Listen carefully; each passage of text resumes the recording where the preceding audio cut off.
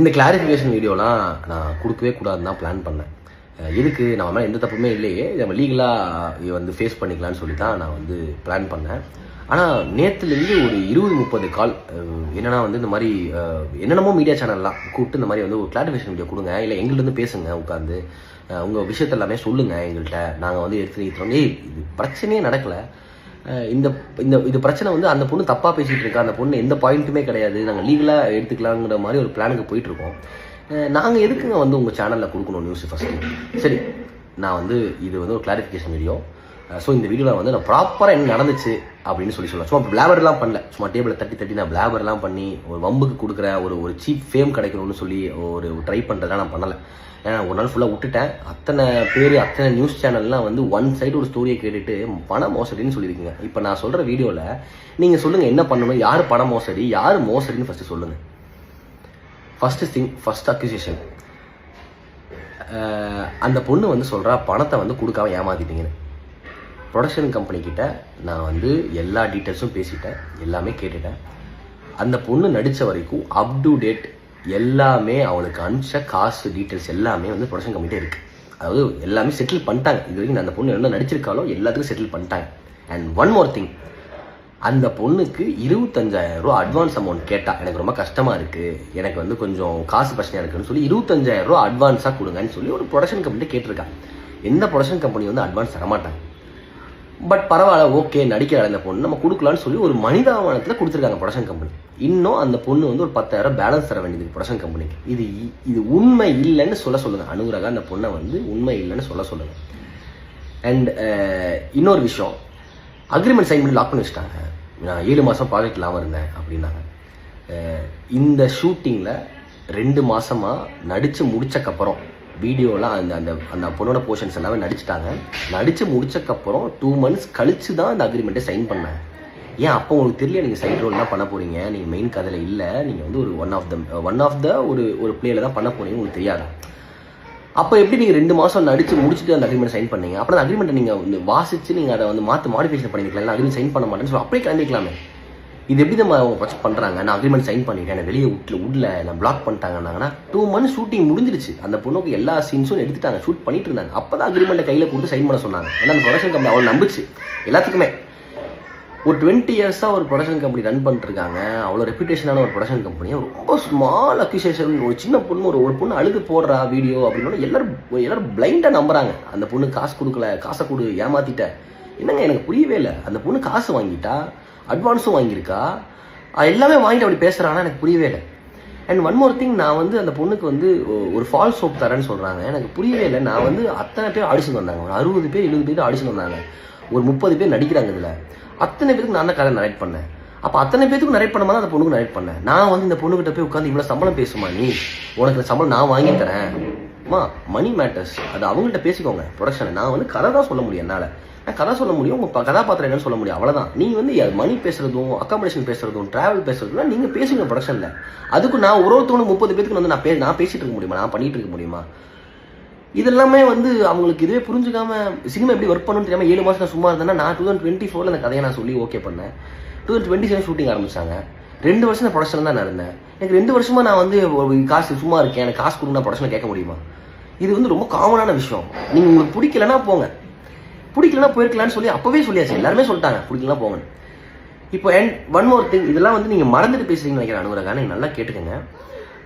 இது வந்து ஷூட்டிங் நடந்துட்டு இருந்த அன்னைக்கு, இது வந்து இப்போ ஒரு 1 month பிஃபோர் ஷூட்டிங் நடந்துட்டு இருந்துச்சு. அன்னைக்கு உங்களுக்கு வேற ஒரு ஆடிஷன், ஷூட்டிங் வந்துட்டீங்க, ஒரு சீன் நடிச்சிட்டீங்க. திடீர்னு வந்து ப்ரொடக்ஷனில் வந்து ஃபோன் பண்ணி எனக்கு இன்னைக்கு ஒரு ஆடிஷன் இருக்குது, அந்த ஆடிஷனுக்கு உடனே கூப்பிட்றாங்க, எனக்கு ரொம்ப இம்பார்ட்டண்டான விஷயம், நான் போகணும்னு சொன்னீங்க. யாருமே நோன்னு சொல்லலை. நீங்கள் ஒரு கமிட்மெண்ட் கொடுத்து ஒரு சீன் நடிக்கிறதுக்கு நீங்கள் வந்துட்டீங்க. அன்றைக்கி டேனா நீங்கள் டே ஃபுல்லாக நீங்கள் ப்ரொடக்ஷன் தான் கமிட்மெண்ட் கொடுத்துருக்கீங்க. அந்த டேயில் நான் வேற ஒரு ஆடிஷனுக்கு போகிறேன்னு சொல்லும்போது ப்ரொடக்ஷன் உங்களை பிலீவ் பண்ணி எதுக்கு அந்த பொண்ணோட இதை பண்ணணும்னு சொல்லி அனுப்பிச்சுட்டாங்க உங்களைய. கரெக்டாக நீங்கள் போனீங்களா? நீங்கள் 6 o'clock வந்துடுவேன், 5 o'clock வந்துடுவேன் சொல்லிட்டு போனீங்க. ஏன்னா உங்களை வச்சு சீன்ஸ் ஃபுல்லாக பிளான் பண்ணியிருக்காங்க. அன்றைக்கி அந்த லொக்கேஷனுக்கு மட்டுமே 2 லட்ச ரூபா அந்த லொக்கேஷன் எல்லாம் உங்களை வச்சு பிளான் பண்ணியிருக்காங்க. அத்தனை ஆர்டிஸ்ட் நின்றுருக்காங்க. எல்லாம் பண்ணிவிட்டு நீங்கள் என்ன சொன்னீங்கன்னா வந்து நைட் 7:30 8 o'clock நீங்கள் வரீங்க. அந்த சீன் எடுக்க முடியல.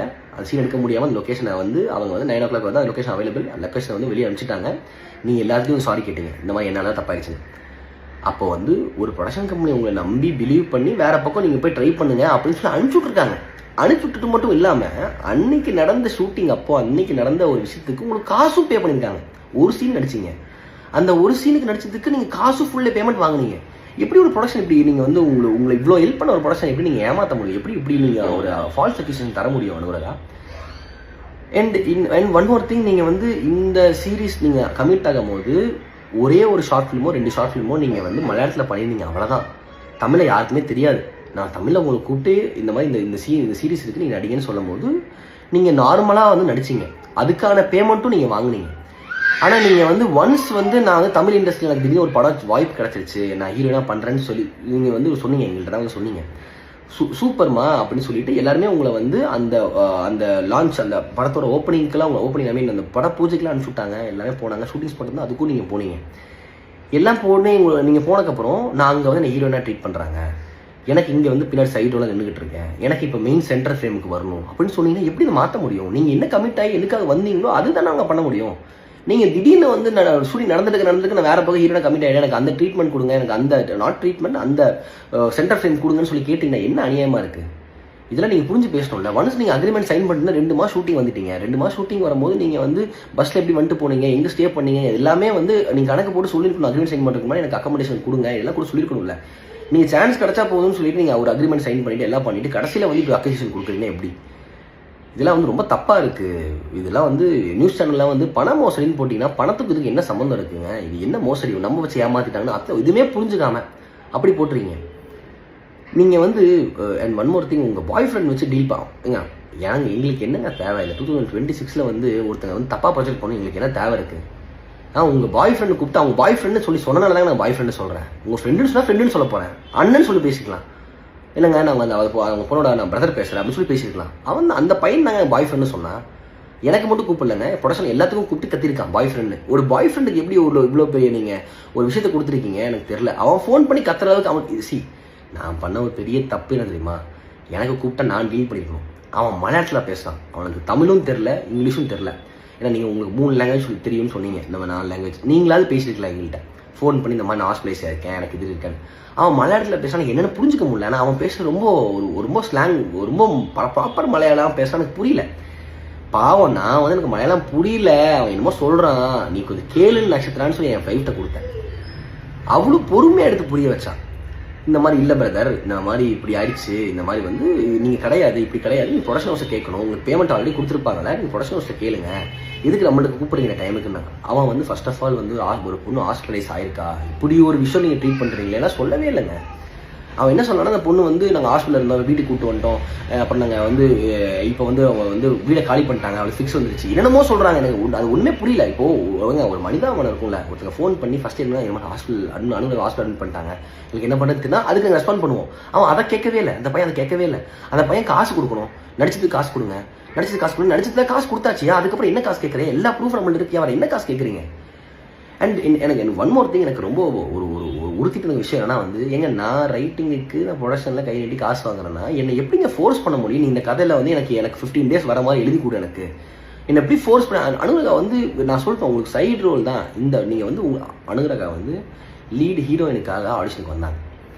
அப்புறம் வந்து இதில் வந்து அவங்களுக்கு இது கிடைக்கல அப்படின்னு சொல்லி அவங்களுக்கு நிறைய ஆடிஷனாக எடுத்தாங்க, நிறைய பேர் எடுத்தாங்க. அவங்களுக்கு கிடைக்கலங்கும் போது இந்த ரோல் இருக்குது பண்ணலான்னு போது அந்த ரோலை அக்செப்ட் பண்ணி தான் வந்தாங்க. 2 months நடிச்சாங்க, அதுக்கப்புறம் அக்ரிமெண்ட் சைன் பண்ணாங்க. எல்லாமே தெரிஞ்சு பண்ணிட்டு எதுவுமே தெரியாத மாதிரி இந்த பொண்ணு வந்து ஒரு ட்ராமா பண்ணுறது வந்து ஏற்றுக்கவே முடியலங்க, யாருனாலும் ஏற்றுக்க முடியல. எங்கள் வீட்டிலலாம் நான் வந்து உங்களுக்கே தெரியும், நான் வந்து ஒரு சின்ன வயசுலேருந்து 2017 ஒரு எம்எஸ்ஆன் யூடியூப் சேனல் வச்சு அவ்வளோ கஷ்டப்பட்டு ₹1 கூட இல்லை என்கிட்ட. நான் வந்து ₹1 கூட இல்லாமல் ஒரு விஷயமா பில்ட் பண்ணி இவ்வளோ தூரம் வந்திருக்கேன், இவ்வளோ தூரம் கொண்டு வந்திருக்கேன். அது எப்படி ஒரு செகண்டில் வந்து நான் காசை ஏமாற்றி நான் வந்து இது பண்ணிட்டேன்னு சொல்ல முடியும் உங்களால்? எனக்குலாம் ரொம்ப கஷ்டமாக போயிடுச்சுங்க. நான் எப்படி காசை ஏமாத்தினேன், யாரை ஏமாத்தேனா? இதெல்லாம் நீங்கள் நியூஸ் சேனல் போட மாட்டீங்களா? இப்போ நான் ஒரு பொண்ணாக இருக்கணும், நான் வந்து அழுகணும், நான் அழுதுனா நீங்கள் நியூஸ் சேனல்லாம் போடுவீங்க கரெக்டாக. அது வந்து அதுவும் இல்லாமல் அந்த பொண்ணு வந்து எல்லா நியூஸ் சேனலுக்கு அழுதிருக்கா போல இருக்குது. மலையாளத்தில் போடுறாங்க, தெலுங்குல போடுறாங்க, கன்னடத்தில் போடுறாங்க. உங்களுக்கு அவ்வளோ பிரச்சனையாக இருந்துச்சுன்னா நீ போலீஸ் கம்ப்ளைண்ட் கொடுத்துருக்கலாம்ல. போலீஸ் கம்ப்ளைண்ட் கொடுத்துருந்தா அது வந்து ஒரு கம்ப்ளைண்டே இல்லைன்னு எடுத்துக்க மாட்டாங்க. இப்போ நான் தான் டிஃபர்மேஷன் கேஸ் கொடுக்க போகிறேன். இப்போ நான் அட்வொகேட்டை பேசுக்கப்புறம் வந்து அவங்க டிஃபர்மேஷன் கேஸ் கொடுக்கலாம், இப்படி சம்மந்தமே ஒரு விஷயத்துக்கு கொடுக்க முடியும்னு சொன்னாங்க. நீங்கள் ஜியோ ஹாட்ஸ்டார் தப்பாக பேசியிருக்கீங்க, குளோபல் இமேஜஸ் தப்பாக பேசியிருக்கீங்க, எல்லாத்தையும் வாங்கிட்டு எல்லாத்தையுமே இது பண்ணிட்டு நான் ஃபால்ஸ் ஹோப் தந்தேன்னு சொல்கிறீங்க. எப்படிங்க ஹோப் இது ஒருத்தங்க நீங்கள் நடிக்க வரீங்கன்னா உங்கள்கிட்ட நான் இந்த கதை சொல்ல முடியும். நீங்கள் ஆடியன்ஸ் பார்த்துருப்பீங்கன்னு நினைக்கிறேன் சீரிஸ். அந்த சீரிஸில் பார்த்துருக்கீங்கன்னா அந்த சீரிஸில் வந்து உங்களுக்கு ஈஸியாக போட்டிருக்கீங்க. அந்த சீரிஸில் வந்து அந்த ட்ரையாங்கல் லவ்னு நான் சொன்ன அந்த பொண்ணுகிட்ட அந்த மாதிரி ட்ரையாங்கல் லவ் தான் ஆரம்பிச்சிருக்கு. அந்த பொண்ணு இவ்வளோ நாள் அமைதியாக இருந்துச்சு. இந்த ட்ரையாங்கல் லவ் ஒன்ஸ் ஆரம்பிச்சிருச்சுன்னா ஓகே இப்போ நம்மளை மாற்ற மாட்டாங்க, ஏன்னா ஷூட் பண்ணிட்டாங்க, இருக்கிற மாற்ற முடியாது, இப்போ நம்ம வந்து நம்ம அவங்களை இது பண்ணலாம்னு சொல்லி இப்போ அக்யூஸ் பண்ணுறாங்க. இது நீங்கள் அக்ரிமெண்ட் சைன் பண்ணுறதுக்கு முன்னாடி 2 months நடிச்சிங்களே, அப்போவே சொல்லிட்டு போயிருக்கலாங்க. ஒரு சீன் தானே வந்தேன், அந்த சீன் தான் வந்து சொல்லிட்டு போயிருக்கலாங்க.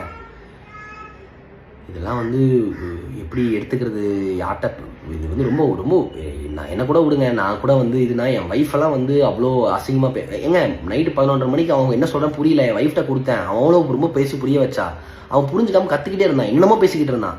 நீ எப்படி ஒரு ரோல் கொடுக்க முடியுது, இதோட ரோலா இல்லை ஒரு ரோலா அப்புறம் சொக்கா மயிரா என்னமோ சம்திங் ஏதோ சொன்னான். அதுக்கு தான் அவன் கோவப்பட்டு சொன்னான்.